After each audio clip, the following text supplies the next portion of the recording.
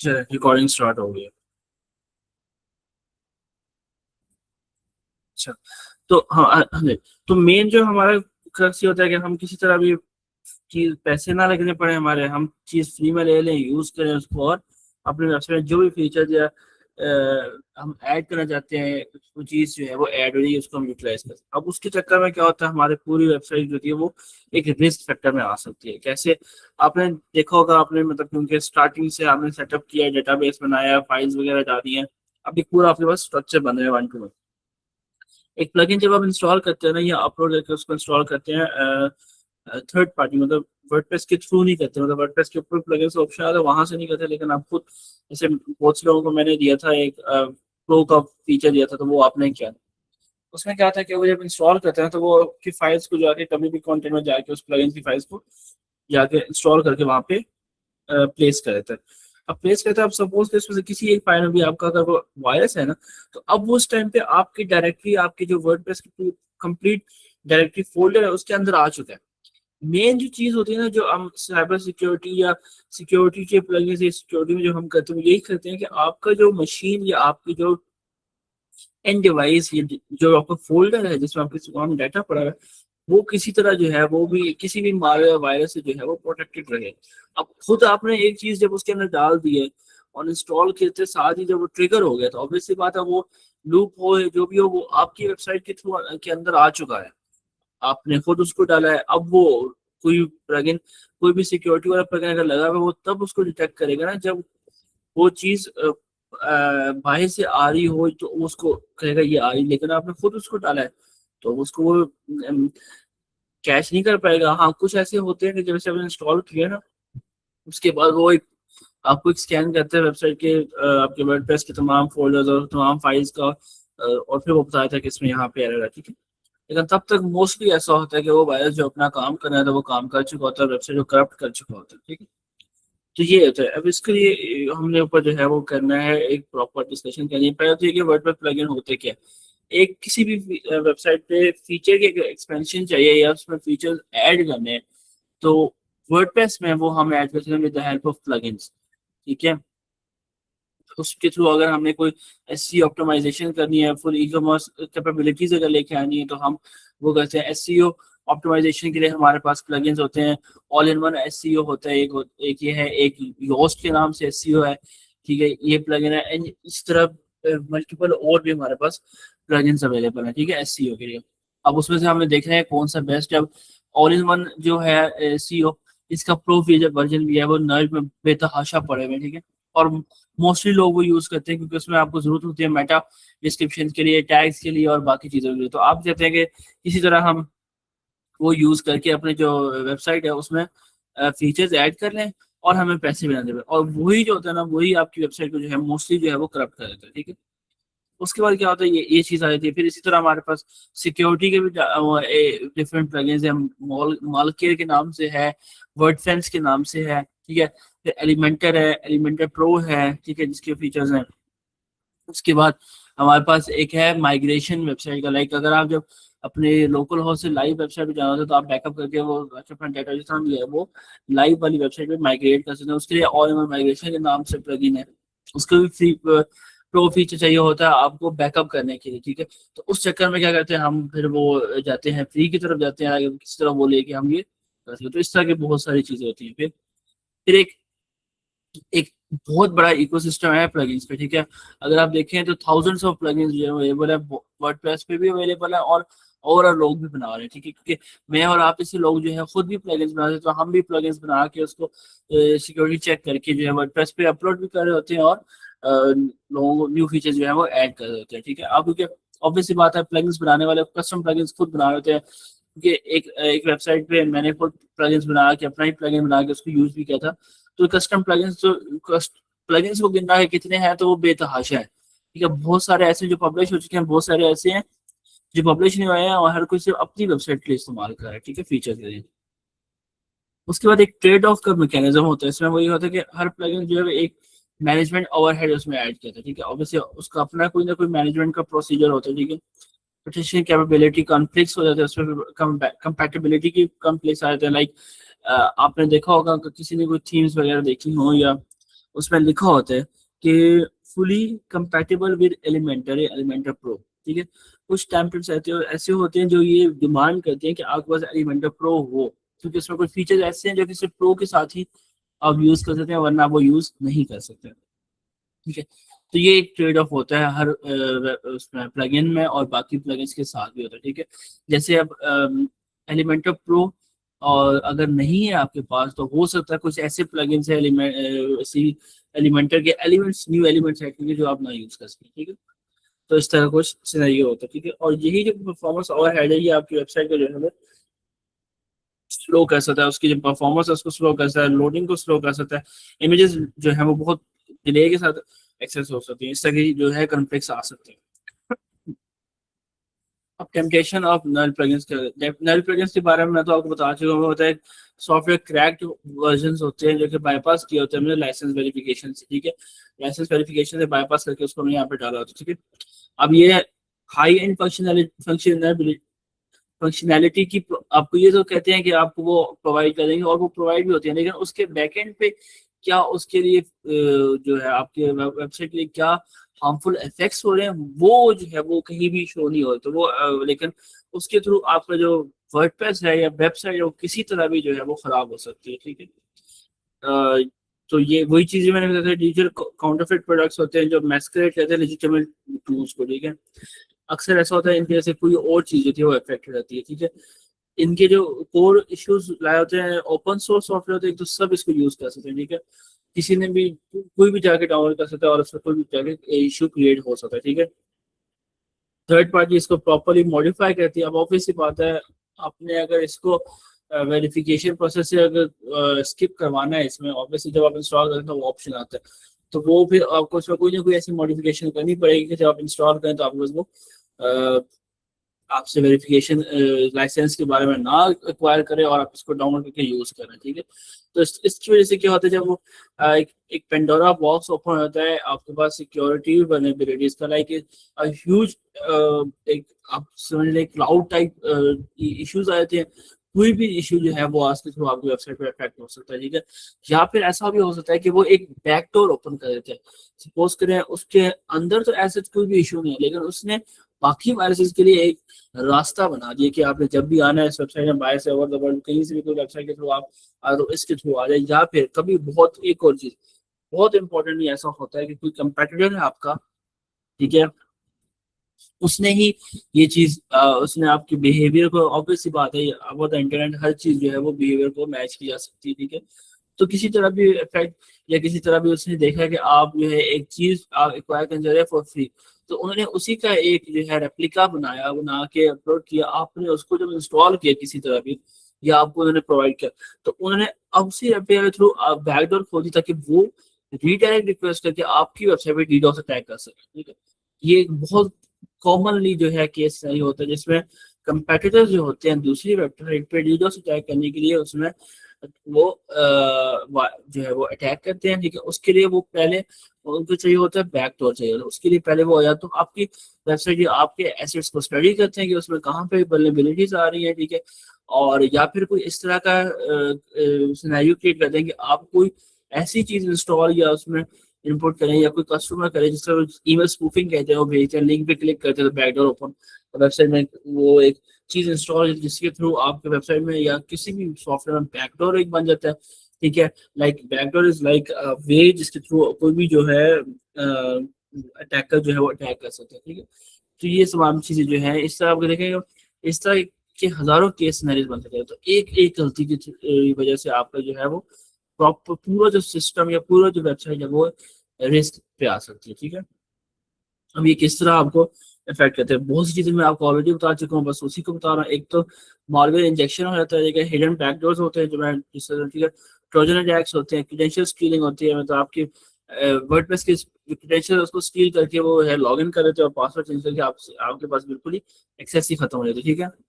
इन core files के अंदर जो मेन उस वेबसाइट की कोर फाइल है उसके अंदर उसको रखते हैं, ठीक है, जो कि अटैकर्स को एक साइलेंट एक्सेस दे देता है, ठीक है। जब मर्जी चाहे वो उसको एक्सेस कर सकता है, ठीक है। फिर अपडेट मैनिपुलेशन होता है कि update pings are routed to hacker control server, ठीक है। पिंग्स अटैक होता है जिसे हम डीडोस की तरह कहते हैं। एक आप एक वेबसाइट से जो है मल्टीपल रिक्वेस्ट करते हैं, ठीक है, वो इतनी थाउजेंड्स और हंड्रेड्स ऑफ थाउजेंड्स में रिक्वेस्ट होती है कि आपका सर्वर जो है वो डाउन हो जाता है, ठीक है, और आपकी वेबसाइट जो है अनरीचेबल हो जाती है, ठीक है। इसमें वो क्या होता है कि एक कोई भी अटैकर है वो एक पिंग्स जो है, आपकी जो पिंग है राउटर टू, उसको एक्चुअल सर्वर के थ्रू आपके अटैकर अपने सर्वर में जो है उसकी जो राउटिंग है वो कर देगा। लाइक कोई भी अगर रिक्वेस्ट भेज रहा है आपकी वेबसाइट पे, ऑब्वियसली बात है यूआरएल के बैकएंड पे एक आईपी चल रही थी, उस आईपी के अगेंस्ट आपकी राउटिंग हुई होती है कि इसको किस सर्वर के थ्रू राउट करके आपने डाटा जो है वो प्रोवाइड करना है। अब वो क्या करेगा, वो एक सेंटर मैन बन के आपकी जितना भी वो राउटिंग सिनेरियो है उसको चेंज कर देगा, चेंज करके उसमें क्या करेगा, अपना सर्वर की जो आईपी है उसका जो राउट है वो ऐड कर देगा। तो जो पहली रिक्वेस्ट आपकी वेबसाइट से एक एक्चुअल सर्वर पे जाती थी वो अब आपकी वेबसाइट से उसके सर्वर पे जाएगी, ठीक है। तो जो भी डाटा यहाँ से रिक्वेस्ट, जो भी आप एंट्री इंटर करेंगे वो पहले उसके पास जाएगी, सेव होगी, एंड देन एक्चुअल सर्वर पे जाएगी, ठीक है। तो ये एक इशू है। और फिर परसिस्टेंट थ्रेड्स आपकी वेबसाइट पे आ सकते हैं, पेलोड्स बहुत सारे बन जाते हैं, ठीक है। पेलोड्स क्या होते हैं, पेलोड्स ये होते हैं कि हर पैकेट होता है ना, अगर किसी ने नेटवर्किंग पढ़ी तो उन्हें ज़्यादा पैसे में जाएगा। मैं एक आसान सिनेरियो बताता हूँ। सिनेरियो होता है कि आपकी जो डाटा ओवर द इंटरनेट जाता है ना, वो in the form of packets जाता है, ठीक है। आईपी के पैकेट्स होते हैं, हर पैकेट का पेलोड होता है, ठीक है, जो कि उसका हेडर जिसे कहते हैं, ठीक है। उसके अंदर डिफरेंट इंफॉर्मेशन होती है, उसकी आईपी की लेयर 2 पैकेट्स की होती है, ठीक है। और जिसने सीसीएनए पढ़ा उन्हें तो बिल्कुल आता होगा। तो इस तरह की जो है वो इंफॉर्मेशन होती है। अब वो क्या होता है, आपके जो पेलोड होते हैं ना उसमें क्या होता है, वो इफेक्ट कर जो है वो कोई भी चीज खराब कर देता है, जिस वजह से आपका जो पेलोड जा रहा है, पैकेट जा रहा है, वही करप्ट हो जाता है, ठीक है। तो और वो ऐसा कभी कभार ऐसा भी होता है कि अपना बनाया हुआ पेलोड का पैकेट जो है वो आपको सेंड कर देता है। तो वेबसाइट जो है वो, क्योंकि वो प्लगइन पड़ा हुआ है, उसको एक्सेप्ट करेगा, वो समझेगा इसकी इस प्लगइन के लिए ये जरूरी है। तो जब वेबसाइट में वो अलाउ होगा तो उसके बाद वो आपकी वेबसाइट जो है वो खराब हो सकती है, ठीक है। तो ये जो सिनेरियो होता है ना, ये बहुत मुश्किल हो जाता है आपको इसको ड्यूरिंग इनिशियल इंस्टॉलेशन आपको इसको डिटेक्ट करने में, ठीक है।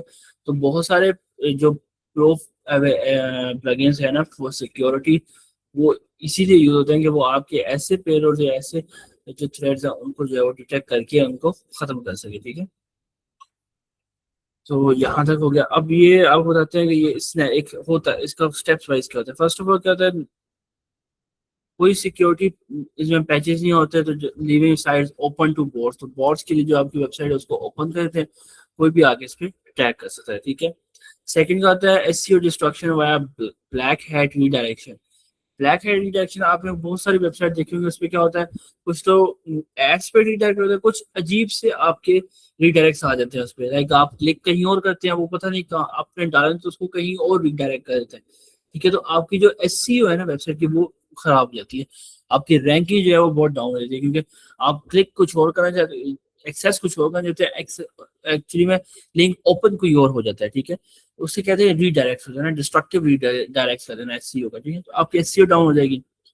थर्ड क्या होता है, legal and ethical fallout including copyright infringement and loss of client trust. अब सपोज करें आप किसी क्लाइंट के लिए बना रहे हैं और उसमें कॉपीराइट इन्फ्रिंगमेंट आ गया, ठीक है, और वो जो आपको और आपके क्लाइंट का जो ट्रस्ट है वो खत्म हो गया, ठीक है। तो मेन चीज ये, कभी भी क्लाइंट्स की जो बनाए हो तो आप बेशक, आपको अगर प्रो चाहिए तो आप या तो परचेज करें, या फिर उसके राउंड अबाउट फ्री फीचर से आप वो चीज एक्वायर, जो भी फीचर आपको चाहिए फ्री प्लगइन्स कोई और लेके उससे वो चीज फीचर जो है वो वेबसाइट में डाल दें, ना कि आप नल की तरफ जाएं, ताकि उससे आपका और आपके क्लाइंट का जो एक रिलेशन बिल्ड हो चुका है, ट्रस्ट, वो ब्रेक ना हो, ठीक है। और आपकी उसके उनकी वेबसाइट जो है वो किसी तरह भी करप्ट वगैरह ना हो उसके, क्योंकि ऑब्वियसली बात है, एक अगर किसी की कंपनी की बना रहे तो कंपनी का एक कॉपीराइट क्लेम होता है, ठीक है। अगर वो इस तरह के इशू करेगा तो अथॉरिटीज जो है उनकी वेबसाइट को ब्लॉक कर सकती है, तो उनकी कंपनी का जो इमेज है वो जो है वो खराब हो जाएगा, ठीक है। ये मेन एक, ये जो नल है इसको टिकिंग टाइम बॉम्ब इसीलिए कहते हैं, क्योंकि टाइम टू टाइम ये होगा कि आपकी एक चीज से दूसरी चीज, दूसरी चीज से तीसरी चीज, सबको जो है वो अफेक्ट करना स्टार्ट कर देती है, ठीक है। ये शॉर्टकट का वही होता है ऑब्वियसली। आप freelancer install free premium gallery plugin to pay से $50 में क्लाइंट प्रोजेक्ट। उसका रिजल्ट क्या होता है, एक तो ये इन्फेक्शन है, site site redirects visit to phishing pages पे जाती है, ठीक है। तो suspend the account with an hour, जो आपका अकाउंट है ना वो आपके जो प्रोवाइडर की तरफ से सस्पेंड हो जाता है, ठीक है, पहला। दूसरी चीज ये होती है कि after my weeks of manual clean up lost client revenue, आपने इतना सारा कुछ करने के बाद एक तो उनका रेवेन्यू खत्म हो गया, परमानेंट रेपुटेशन डैमेज आ गया, उसके बाद आपकी रेपुटेशन जो एक बिल्ड हुई है वो भी खराब हो जाएगी। नेक्स्ट आपको कोई भी क्लाइंट जो है वो रीच आउट नहीं करेंगे, ठीक है। एक सिर्फ क्या $50 के एक डेली प्लगइन को आपने वो सेव करने के चक्कर में आपने जो वो डाउनलोड किया उसने आपकी एक तो जो आपका एक रिलेशन है, रेपुटेशन है, उसको खराब किया। उसके बाद उस वेबसाइट को इतनी जगह रिडायरेक्ट कर दिए कि फिशिंग पेजेस पे हो गया कि आपके जो एसईओ व्यूअर्स काउंट है वो बहुत कम हो गया। जो लोग पहले 50,000 कस्टमर एक वेबसाइट को देखने गए, उस पर पढ़ने गया था, अब वो उससे डिक्रीज हो गया 100, 150, 500 इस पे आ जाती है, ठीक है। तो उससे वेबसाइट का भी ग्राफ बहुत नीचे आ जाएगा और आपकी तो रेपुटेशन ऑब्वियसली उस क्लाइंट के साथ काफी खराब हो चुकी है, ठीक है। अब एक ये साइड क्लाउड स्ट्रेटजी होती है ताकि आप इससे प्लगइन जो है उसकी सिलेक्शन सेफ तरीके से कर सकें। सर्च, आस्क और डिसाइड, ये तीन ऑप्शन होते हैं इसमें, ठीक है। सैड जिसे हम कहते हैं। अब इसमें क्या होता है, इसमें हमारे पास 3 पीरियड होते हैं, सर्च, आस्क एंड डिसाइड। और ensures you only install trusted well supported code to your website, ठीक है। आप पहले सर्च करें, उसके बारे में पढ़ें और फिर डिसाइड करेंगे इसको इंस्टॉल करना है या नहीं करना। Hundred of thousands of articles available होते हैं हर एक प्लगइन के बारे में, ठीक है। वेबसाइट पे भी नल के बारे में बताया होता है कि ये कितना हार्मफुल प्रोसीजर होता है इसका, ठीक है। आपने सिर्फ और सिर्फ क्या करना है, सबसे मेन इम्पोर्टेंट, किसी भी चीज़ को करने से पहले उसके बारे में रिसर्च जरूर करें कि आया क्या ये चीज़ जो मैं डाउनलोड कर रहा हूँ ये दिखने में जो इतना सेफ लग रहा है कि एक्चुअल में ये सेफ है भी या नहीं है, उससे कोई और इफेक्ट तो नहीं हो जाएगा मेरी वेबसाइट के ऊपर, ठीक है। तो ये लाजमी चीज़ देख लिया करें, ठीक है। सेकंड, और फिर डिसाइड करें कि इसको मैं इंस्टॉल करूँ या ना करूँ, ठीक है। और रेडिट जैसे जो प्लेटफॉर्म्स हैं उस पर जाके आपको हर चीज़ की इंफॉर्मेशन मिल जाएगी, ठीक है। तो ये मोस्टली केस में ये सिनेरियो होता है कि इस तरीके से आप जो है वो जाए। अब आपने मेन चीज़ ये कि आपने डिटेक्ट कैसे करना है उसको और फिर रिमूव कैसे करना है, ठीक है। अगर आपको ये सस्पेक्ट होता है कि कोई भी नल प्लगइन डाउनलोड, ऑब्वियस बात है कुछ जगह पे नल लिखा होता है कि आप डाउनलोड करें, कुछ जगह पे आप जब डाउनलोड करते हैं वो पता नहीं होता कि वो नल है या नहीं है, ठीक है। तो हमने इमीडिएटली एक्शन लेना है और उसको वेरीफाई करना है, ठीक है। ऑडिट प्लगइन फाइल करने, compare installed plugin files against the official source code from developers website और repository to spot the anomalies, ठीक है। जो चीज डाउनलोड हुई है उसको देखना है और जो ऑलरेडी पड़ी हुई है उसको आपने देखना है, ठीक है। इनको आपने कंपेयर करना है, एनोमलीज जो है आपने पैच करनी है। कैसे होता है, आपने एक नल प्लगइन लिया, उसकी आपने फाइल्स देखी, आपके पास एक वो है, उसकी आप फाइल्स देखते हैं, आपने वेरीफाई करना है, नॉर्मली चेक करनी है इसके, ठीक है। कहीं से भी पता चलता है, आप ऑब्वियसली जब इंस्टॉल किया तो आपको पता चलेगा कि यार ये सिनेरियो, ये फाइल्स होती हैं इंपॉर्टेंट और ये इसमें ये वाली फाइल ज्यादा आ रही है, ठीक है। ऑब्वियसली बात आप समझ आएगी कि यार इसमें कोई ना कोई इशू आ रहा है, ठीक है। फिर आपने क्या करना है, सिंपली उसको रिमूव कर देना है, डिलीट करना है, ठीक है। उसके बाद एक स्कैन करवाना है और वेबसाइट पे आपका, ठीक है। कहीं और इसने अगर किसी और प्लगइन किसी और चीज पे इफेक्ट करी तो वहां पे जाके आप इसको डिलीट कर लें, ठीक है। और जितने भी पासवर्ड्स आपके एडमिनिस्ट्रेटिव डेटाबेस और यूजर क्रेडेंशियल्स है, ठीक है, उनको चेंज कर देना है ताकि कोई भी अनऑथराइज एक्सेस ना हो सके उस पर, ठीक है। एक और चीज ये होती है कि अगर आपके पास कोई भी प्लगइन आ गया उसको अब आपने रिमूव करना है या उसको आपने डिटेक्ट करना है, ठीक है। तो पहले तो ये आपने जाना है वेबसाइट के ऊपर जाके आपने चेक करना है कौन कौन सा प्लगइन इंस्टॉल हो गया, ठीक है।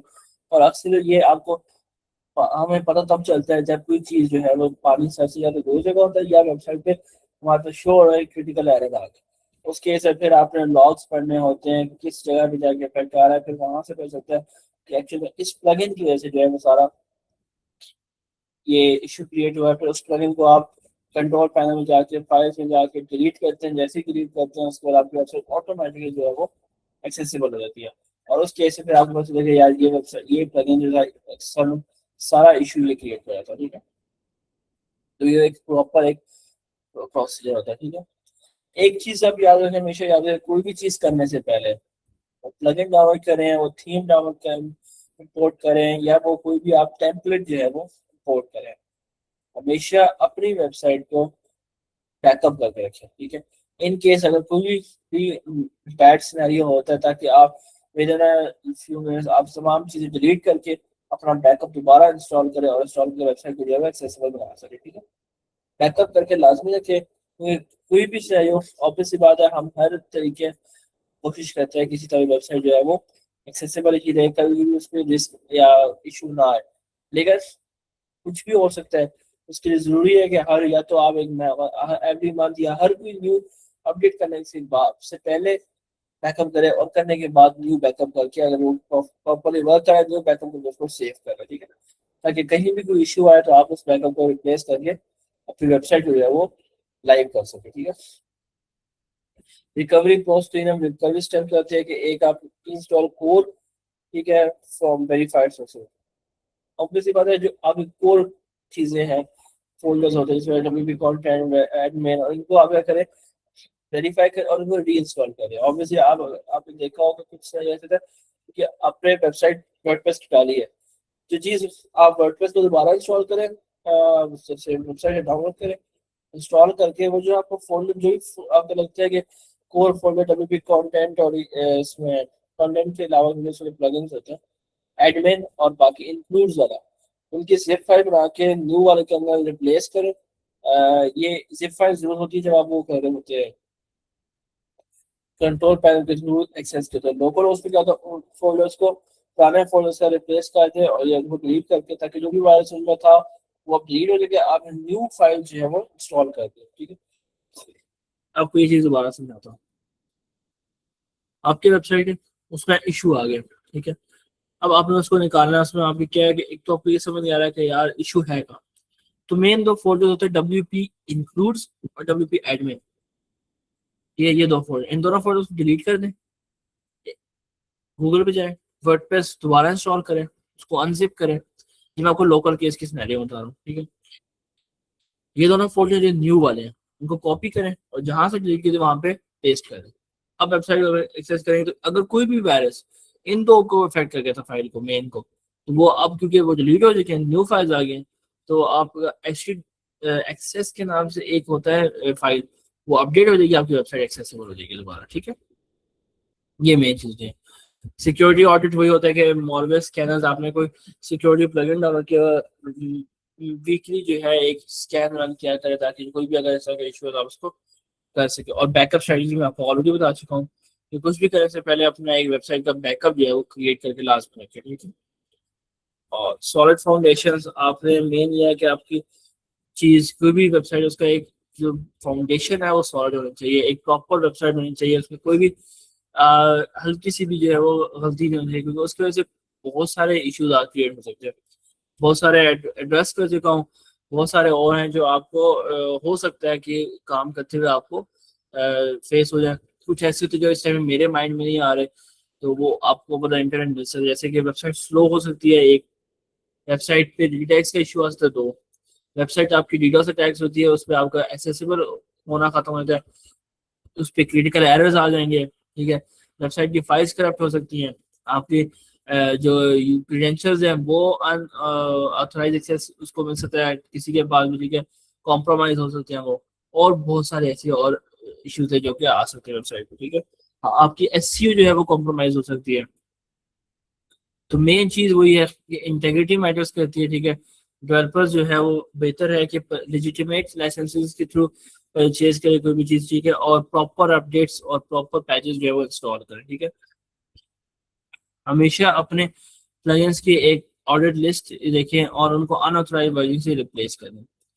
वक्ती जरूरत के लिए अगर आप कोई चीज़ इस्तेमाल करते हैं तो उसको यूज़ करें, बट उसको कभी भी परमानेंट रखें। हमेशा जैसे ही आपके पास फिजिबिलिटी हो, आप उस चीज़ को परचेज करें, जो आपने ऑलरेडी किया उसको डिलीट करें। ठीक है, क्लीन अप वो करें और अपना जो प्लगइन एक्चुअल वाला जो ऑथराइज है उसको इंस्टॉल करें। ठीक है, इससे आपकी वेबसाइट आके बच जाए। ठीक है, तो ये मेन सिनेरियो था हमारा सारा। तो इसमें किसी का कोई भी क्वेश्चन है तो वो पूछ सकते हैं, ताकि उसको हम अभी यहीं के एड्रेस कर दें और आपका कोई भी जो है वो इस रिलेटेड क्वेश्चन है तो वो खत्म हो जाए।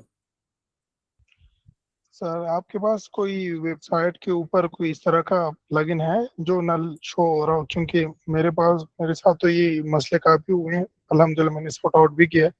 परसों ठीक है, जब मैं आपसे एलिमेंटर प्रो मांग रहा था तो ऑलरेडी मेरे वेबसाइट पे पड़ा हुआ था, जैसे वो मैंने डीएक्टिवेट किया हुआ था, तो जैसे ठीक है। एक्टिवेट किया तो पूरा एक्सेस डैशबोर्ड का ना वो क्लोज हो गया। फिर मैंने जाके पीएचपी में एक्टिव प्लगइन्स में जाके वो चेंज करा के वो एक्सेस हो गया। तो ठीक है। अल्हम्दुलिल्लाह मेरा तो एक्सपीरियंस हो गया है काफी कुछ।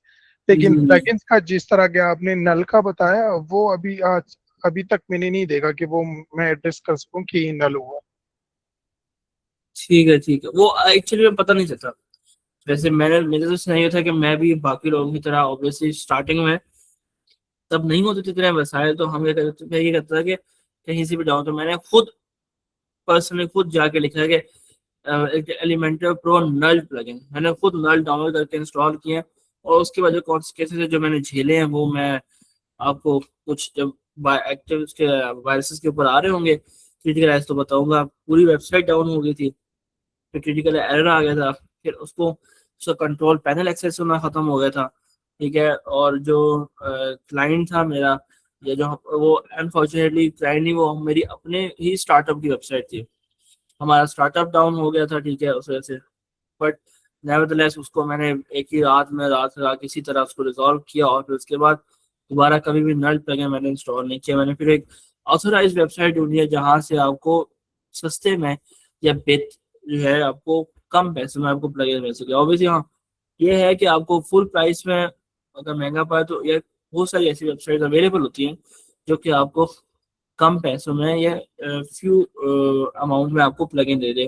कुछ ऐसे होते हैं जो आपको शेयर्ड प्लगइन दे देते हैं, लाइक उन्होंने अपने नाम पे लाइसेंस लिया होता है लेकिन वो आपको भी देते हैं कि आप भी यूज कर ले, ठीक है।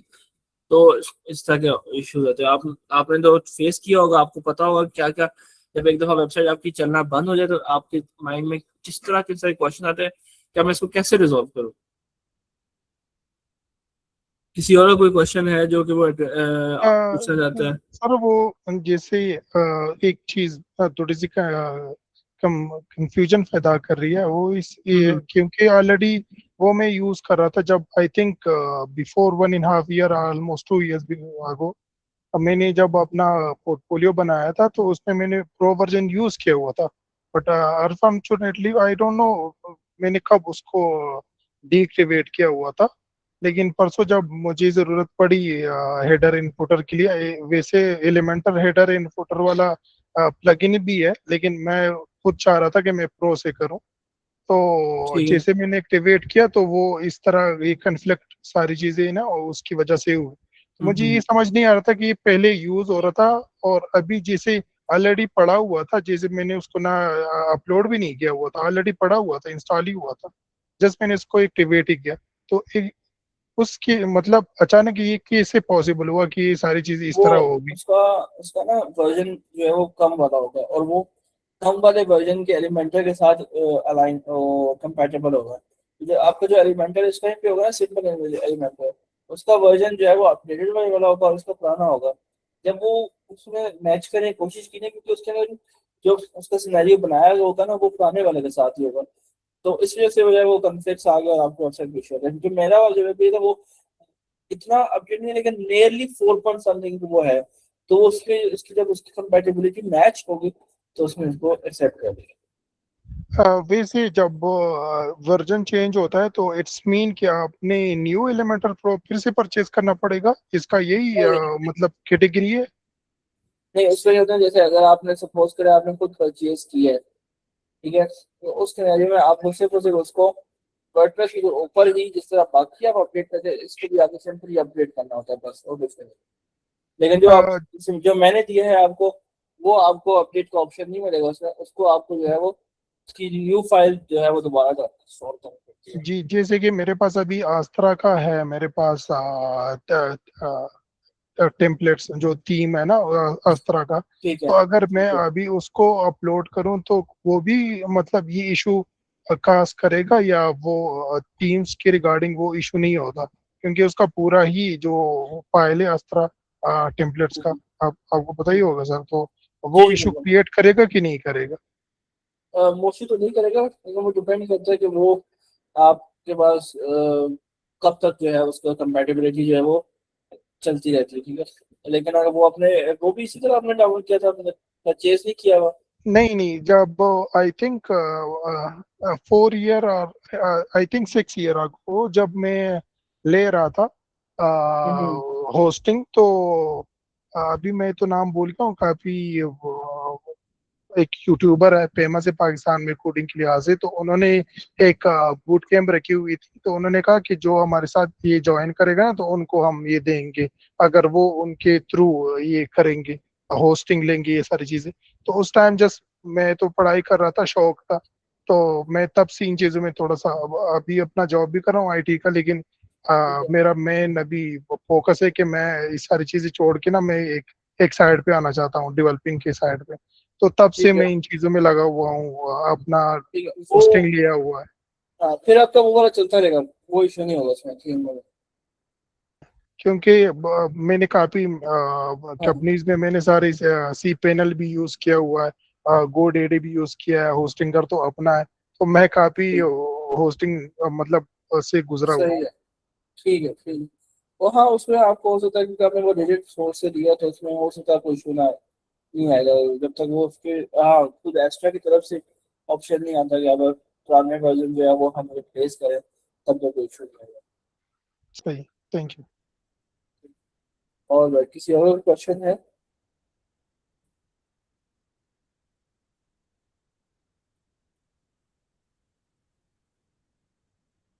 अ, मेरे ख्याल से किसी का कोई भी क्यूरी कोई क्वेश्चन नहीं है, तो फिर हम इसको यहीं पे आज एंड करते हैं लेक्चर।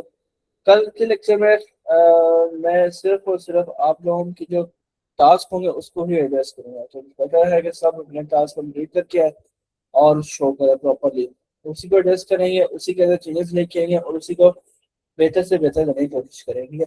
और कोई लेक्चर वगैरह ऐसे नहीं होगा हमारा, क्योंकि मुझे ये लगता है कि जब तक एलिमेंटर पे आप लोग प्रॉपर तरीके से पढ़ाना स्टार्ट नहीं कर लेंगे, तो आपके लिए वो अंडरस्टैंडिंग आगे आगे पूरी वेबसाइट बनाना बहुत मुश्किल हो जाएगा, ठीक है। तो कल से उसी का बेहतर है, कल मोस्टली लोग अपने स्क्रीन शेयर करके मुझे दिखाएं, और उसको अगर आप माइक ओपन नहीं करेंगे तो कोई इशू नहीं है, आप एटलीस्ट स्क्रीन शेयर करके मुझे दिखा दें उसमें क्या चीज़ें हैं, ताकि मैं आपको चैट बॉक्स में ये तो बता दूं कि इसमें क्या क्या चेंजेस आप कर लें, ताकि वो आप उसे करके आप उसको सीखने का और मौका मिल सके, ठीक है। तो आज के लेक्चर हम यही खत्म करते हैं, और कल मिलेंगे इंशाल्लाह सेम टाइम पे, और आपके sir task excuse me, focus पे। सर जी जी। वो जो मैंने अपना टास्क दिखाया, और ऑलरेडी हाँ मैंने हाँ। उस पर ज्यादा काम नहीं किया, जल्दी जल्दी बना के, क्योंकि घर में थोड़ी सी ठीक है, ठीक है। फंक्शन है, इवेंट्स है, तो इसमें बिजी हूँ, सही है। तो ये इनफ है या मुझे और भी इस पे काम करना है? वैसे तो फॉर नाउ जो मैंने पॉपआउट भी चीजें बन आपको, गया था, हाँ, हेडर इन फुटर भी हो गया, हीरो सेक्शन भी बना अभी हुआ है, तो आई थिंक सारे पॉपअप, हो गए। हाँ, वो आपका तो हो गया, सिर्फ आपको मैंने दो चीजें कही, एक तो ये है कि पॉपअप जो है ना उसमें जो उसके एजेस है ना उसको राउंड कर दें थोड़ा सा, ठीक है। सही सेकंड, है, उसको वो रेडियस से वो कर लेंगे ना, हाँ, बॉर्डर वो रेडियस से करें। तो हो ही और जाएगा। दूसरा लास्ट में है, हाँ, जो अभी चीज हमने वो हैमबर्गर की ऐड की थी, उसका जी, डिफरेंस बस, उसका ओके डिफरेंस। ओके, उसको मैं करेक्ट करा दूंगा। हाँ, बस वो इंशाल्लाह अगर करना कल है। टाइम मिले तो, वरना ठीक है, नेक्स्ट बाकी, वीक। हाँ सही है, बाकी चीजें आपकी क्योंकि हो चुकी है, आपने जो कहा, और बाकी जो है वो करेंगे इसको, अपने जो टास्क है वो कल तक कंप्लीट लास्ट वीक कर रहे हैं, ठीक है। तो ये मैंने फिर आपके जो कोऑर्डिनेटर है उनको रिपोर्ट करना होता है कि किस किस ने टास्क कर लिए, ताकि उस हिसाब से फिर वो अपना जो डैश अपना जो वो प्रोसीजर है वो कंप्लीट कर सकते हैं, ताकि बाद में कोई इशू ना, ठीक है।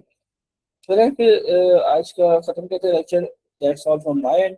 किसी का भी क्वेश्चन है तो पूछ लें, अगर नहीं है तो आप लीव कर सकते हैं। हाफिज।